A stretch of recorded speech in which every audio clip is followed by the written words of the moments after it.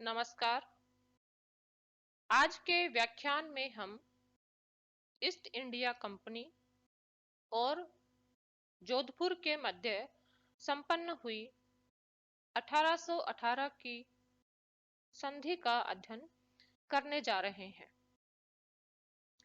मेवाड़, मारवाड़ और कोटा की 3 संधियों का अध्ययन आपके सिलेबस की विषय वस्तु है। मेवाड़ के साथ की जाने वाली संधि के व्याख्यान में हम इन संधियों की पृष्ठभूमि और उनके कारणों का विवेचन कर चुके हैं। अब मारवाड़ तथा कोटा के संधियों का अध्ययन करते समय हम मुख्य रूप से उनके साथ की गई संधियों के प्रावधानों का अध्ययन करेंगे। यह हमें ध्यान रखना चाहिए कि राजपूताना के राज्यों के साथ की गई संधियों के कारण भी सामान्य हैं और प्रावधान भी एक दूसरे के समान है। केवल कुछ विभिन्नताओं के मद्देनजर किसी राज्य के साथ संपन्न किए जाने वाली संधि के प्रावधानों में अंतर हो सकता है। वो अंतर उनके साथ तय की गई खिराज की राशि के संबंध में हो सकता है, या जैसा कि मेवाड़ के राज्य के अंतर्गत हमने देखा, कुछ राज्य जो मेवाड़ के कथनानुसार दूसरे राज्यों के द्वारा हस्तगत कर लिए गए थे और जिन्हें पुनः प्राप्त करवाने का निवेदन महाराणा की तरफ से ईस्ट इंडिया कंपनी को किया गया था, जैसे विशेष प्रावधानों में देखा जा सकता है। हम ये देखेंगे कि मारवाड़ के राज्य के साथ किए जाने वाले प्रावधान क्या क्या थे। 1811 से मेवाड़ दिल्ली के resident Metcalfe British east India company की भारत स्थित सरकार को राजपूताना के राज्यों को संरक्षण में लेने का अपील कर रहे थे, लेकिन कंपनी इस समय हस्तक्षेप की नीति का पालन कर रही थी। फलस्वरूप उन्हें संधियों के दायरे में लेना संभव नहीं था। ये वो राजपूत राज्य थे जो 18वीं शताब्दी के उत्तरार्ध से ही कंपनी का संरक्षणात्मक सहयोग प्राप्त करने के लिए आतुर थे। यह लॉर्ड हेस्टिंग्स के समय में संपन्न हो पाया, क्योंकि Lord Hastings east India company को भारत की सर्वप्रमुख शक्ति बनाना चाहता था और पिंडारियों का दमन करने के नाम पर उसने बोर्ड ऑफ कंट्रोल से इसकी अनुमति भी प्राप्त कर ली थी। इसलिए जब तक पिंडारियों का दमन हो पाता, उतने ही समय में वह इन राज्यों के साथ संधियां भी संपन्न करने वाला था। अन्यथा संभव था कि बोर्ड ऑफ कंट्रोल के द्वारा दी गई यह अनुमति वापस ले ली जाती। इसलिए लॉर्ड हेस्टिंग्स के समय में राजपूताना के राज्यों के साथ यह संधियां हुई, जिसमें मारवाड़ भी एक था। मारवाड़ के महाराजा विजय सिंह ने सर्वप्रथम 1786 में ईस्ट इंडिया कंपनी से मदद की याचना की थी। 1790 ईस्वी में उन्होंने संधि का एक प्रस्ताव लॉर्ड कॉर्नवालिस को रखा था, लेकिन लॉर्ड कॉर्नवालिस हस्तक्षेप की नीति के पक्षधर थे। इसलिए 1786 से 1793, जबकि लॉर्ड कॉर्नवालिस भारत में बंगाल के गवर्नर जनरल रहे, संधि का संपन्न हो पाना संभव नहीं था। कॉर्नवालिस के बाद जॉन शोर हस्तक्षेप की नीति के समर्थक थे। उसके पश्चात वेलेजली 1798 से 1805 ने सहायक संधि करने की तरफ कदम बढ़ाया, लेकिन वेलेजली की नीति को ही पलट दिए जाने के कारण 1803-4 के दौर में अलवर भरतपुर जयपुर जोधपुर के राज्यों के साथ की गई संधियों को 1805 ईस्वी में पलट दिया गया। संधियां अप्रभावी कर दी गई। यह जॉर्ज बार्लो के द्वारा किया गया। जॉर्ज बार्लो के बाद लॉर्ड मिंटो भी, जो 1813 तक बंगाल के गवर्नर जनरल रहे, हस्तक्षेप की नीति के प्रतिपादक थे।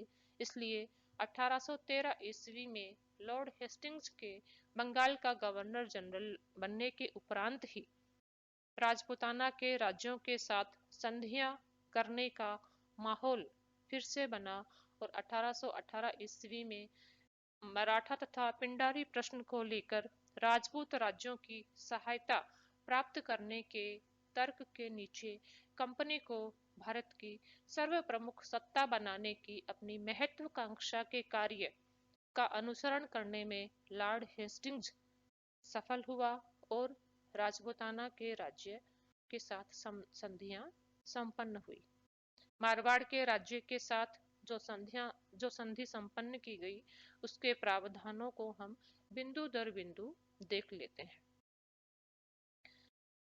इन प्रावधानों में दूसरे राज्यों के साथ कुछ सामान्य प्रावधान हैं। जो विशेष प्रावधान होंगे वो किसी राज्य के संदर्भ में गौर करने के लायक होंगे। वो ही उस संधि की उस विशेष राज्य के संदर्भ में विभिन्नता को भी दर्शाएंगे।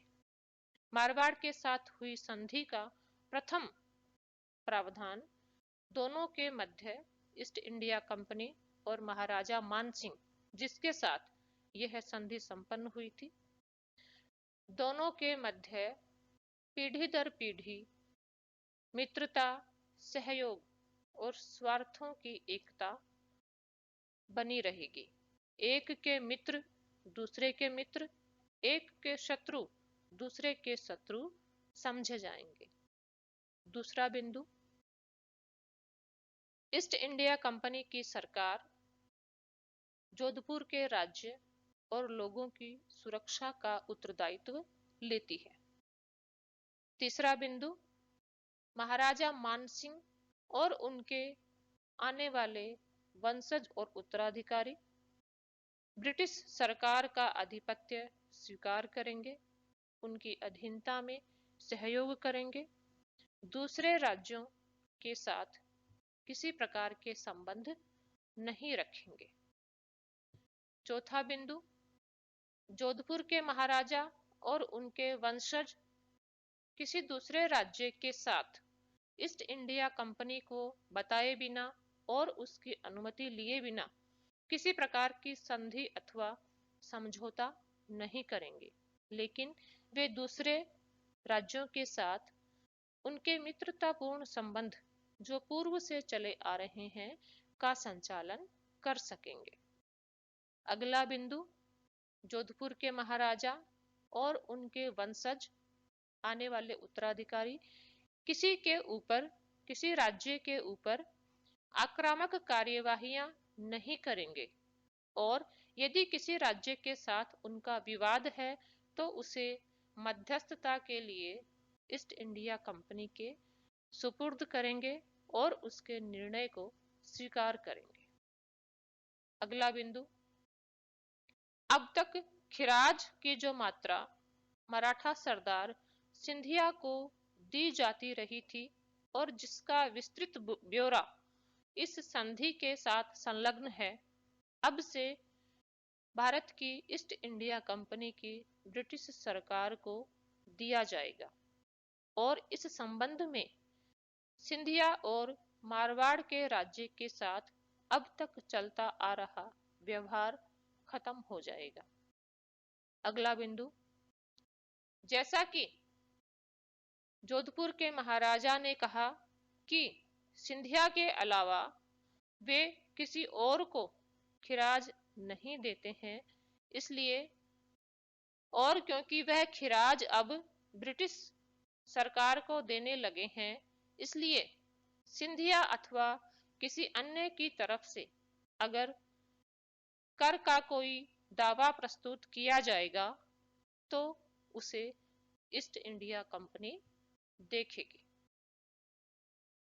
जोधपुर के राजा महाराजा मानसिंह 1500 घुड़सवारों के साथ ब्रिटिश सरकार की मदद करेंगे आवश्यकता के समय, और जब कभी आवश्यकता होगी राज्य के आंतरिक मामलों का संचालन करने के लिए पर्याप्त सेना रखकर शेष सेना को ईस्ट इंडिया कंपनी को उनके इच्छानुसार किसी भी कार्य, किसी भी मोर्चे पर लगाने के लिए प्रस्तुत कर दिया जाएगा।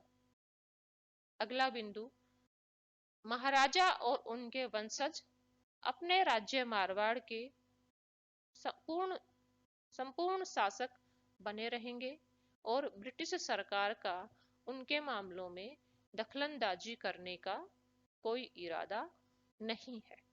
ये संधि की धाराएं थी, जो बिल्कुल सामान्य धाराएं हैं। इस संधि में कुल 10 प्रावधान थे। इन पर ईस्ट इंडिया कंपनी की तरफ से चार्ल्स मेटकॉफ तथा जोधपुर के राज्य की तरफ से व्यास कृष्णाराम और व्यास अभयराम के द्वारा हस्ताक्षर किए गए। दिल्ली में इस संधि को संपन्न किया गया था। Governor general of Bengal lord Hastings तथा महाराजा मानसिंह और महाराजा मानसिंह के बीच संपन्न हुई इस संधि में युवराज महाराज छत्र कुमार दोनों के द्वारा इसको अप्रूव किया गया, यानी ईस्ट इंडिया कंपनी की तरफ से गवर्नर और जनरल ऑफ बंगाल के द्वारा और जोधपुर की तरफ से महाराजा मानसिंह और युवराज महाराज कुमार छत्र सिंह के द्वारा इस संधि को मान्यता प्रदान की जानी थी। इसके लिखे जाने के 6 दिनों के भीतर गवर्नर जनरल ने इसे 16 जनवरी 1818 को पारित कर दिया और इस प्रकार जोधपुर के राज्य और ईस्ट इंडिया कंपनी के मध्य भी संधि संपन्न हो गई और राजपूताना का एक बड़ा राज्य जोधपुर भी ब्रिटिश संरक्षण में चला गया। इसके प्रावधान उसी तरह के थे जो अन्य राज्यों के साथ संपन्न किए गए थे और जोधपुर का राज्य भी उसी प्रारब्ध का शिकार होने वाला था जिसके राजपूताना के अन्य राज्य शिकार होने वाले थे। संधि में आंतरिक मामलों में हस्तक्षेप न करने का वचन दिए जाने के बावजूद संधि के पश्चात आने वाले वर्षों में मारवाड़ के आंतरिक मामलों में हस्तक्षेप लगातार बने रहे, जिसके कारण राजा की प्रभुसत्ता का निरंतर हनन हुआ, उसकी सत्ता में कमी आई और वे ईस्ट इंडिया कंपनी की उस बृहत्तर पॉलिसी के अंतर्गत चलते रहे जो उन्हें देसी रियासतों के द्वारा उनके द्वारा देसी रियासतों के प्रति अपनाई जानी थी। यह नीति 1813 से 1857 तक अधीनस्थ अलगाव की नीति। इसी नीति के अंतर्गत राजपूत राज्यों के साथ संधियां की गई। 1857 से 1805 तक अधीनस्थ एकीकरण की नीति, जबकि इन राजपूत राज्यों के प्रशासन में अधिकाधिक हस्तक्षेप करके इन्हें ब्रिटिश ढांचे के राज्य बनाने की कोशिश की गई, जिसके फलस्वरूप राजाओं की सत्ता का उल्लंघन होना तो एक बिंदु था, यहाँ के सामंत और यहाँ की प्रजा तथा यहाँ के आदिवासियों के अधिकारों का भी हनन हुआ और वो निरंतर शोषण के शिकार होते गए। इनके फलस्वरूप यहाँ पर आदिवासियों, किसानों, उसके पश्चात प्रजामंडल आंदोलन हुए जिन्होंने राजनीतिक सत्ता में जनता की भागीदारी की मांग की। इस बढ़ते हुए जन आंदोलनों का सहारा लेकर भारत की ब्रिटिश सरकार ने देसी रियासतों के प्रति अपनी नीति बदली। 1905 से 1947 तक अधीनस्थ सहयोग की नीति का पालन किया गया जिसमें राजाओं को ढीला छोड़ दिया गया ताकि न केवल ब्रिटिश भारत में चलने वाले जन आंदोलनों का सामना किया जा सके, वरन देसी रियासतों में पनपने वाले आंदोलनों का भी दमन हो सके। और इस प्रकार भारत से ब्रिटिश सत्ता के पलायन के समय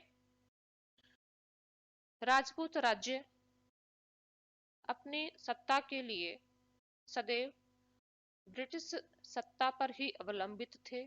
उन्होंने यहाँ की जनता तथा यहाँ के राज्यों के बीच विरोधाभास उत्पन्न किए तथा देसी रियासतों और ब्रिटिश भारत के मध्य भी विरोधाभास उत्पन्न किए। भारत को सत्ता हस्तांतरित करते समय देसी रियासतों की प्रभुसत्ता भारत की आने वाली देसी सरकार को न देकर, अंतरिम सरकार को न देकर इन्हें सुपुर्द कर दी गई, जिससे भारत के टुकड़े टुकड़े होने का संकट उत्पन्न हो गया। यद्यपि यहाँ की जनता के दबाव को देखते हुए तथा भारत के आने वाले राजनीतिक नेतृत्व की कुशलता के कारण न केवल समस्त देसी रियासतों का एकीकरण किया जा सका, वरन राजस्थान की देसी रियासतों का एकीकरण भी राजस्थान राज्य के रूप में किया जा सका, जिसे भारतीय संघ का एक अंग बनाया गया। इस प्रकार भारत में ब्रिटिश सत्ता के द्वारा अपनाई जाने वाली नीति अपने साम्राज्यवादी आकांक्षाओं से प्रेरित थी। उन साम्राज्यवादी आकांक्षाओं में राजपूताना के राज्यों को भी बह जाना पड़ा, क्योंकि वे अपने मामलों का संचालन खुद करने में समर्थ नहीं थे और भारत के स्वतंत्रता प्राप्त करने तक वे ईस्ट इंडिया कंपनी अथवा ब्रिटिश ताज के चंगुल में ही फंसे रहे। धन्यवाद।